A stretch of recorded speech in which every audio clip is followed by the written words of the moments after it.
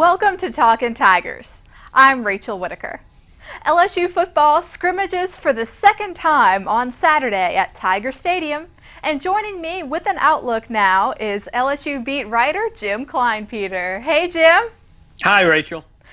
Well, what are the coaches expecting to see on Saturday? They've scrimmaged one time, and the regular season is just 2 weeks away. So what do Les Miles and company really want to see from this team tomorrow?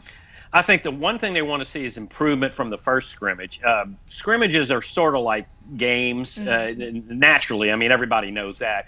But also in the respect that the coaches go out there and they do a full scrimmage, and then they come back the next scrimmage to see how much they've improved. And as the coaches like to say, you want to make your most improvement from your first game to the second game. It's the same thing with scrimmages.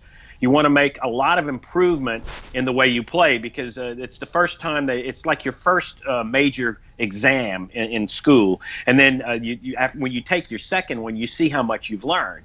And I think they want to see a great deal of improvement in the second scrimmage, and they don't want to see the same mistakes that were made in the first. Coach Miles, Les Miles talked about how some of the young wide receivers were forced into action because of injuries to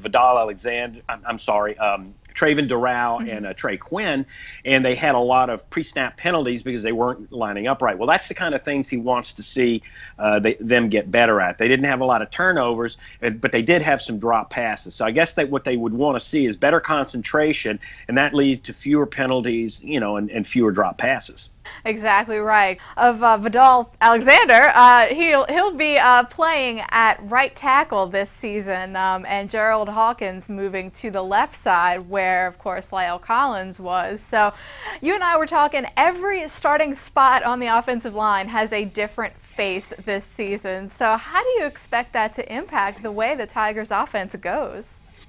I think it's going to be a fairly smooth transition, because even though they're different, you're talking about three of those guys are starters, and it's not a whole lot of difference whether you're playing left guard or right guard. Ethan Post is switching over from right to left. You got two newcomers to the line in Josh Boutte and Will Clapp at center.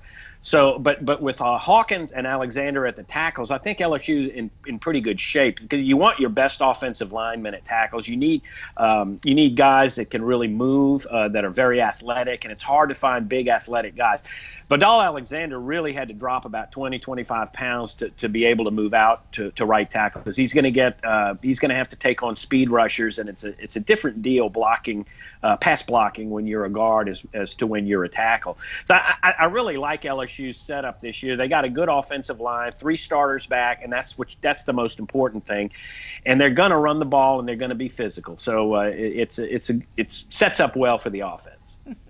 Absolutely. With the quarterback position still a little up in the air, having that great offensive line up there with that experience is definitely going to be an asset once the season starts. And we'll be back next week, Jim, to talk more about how things go. Thanks so much. My pleasure, Rachel. And thanks again for watching, everyone. We'll see you next week.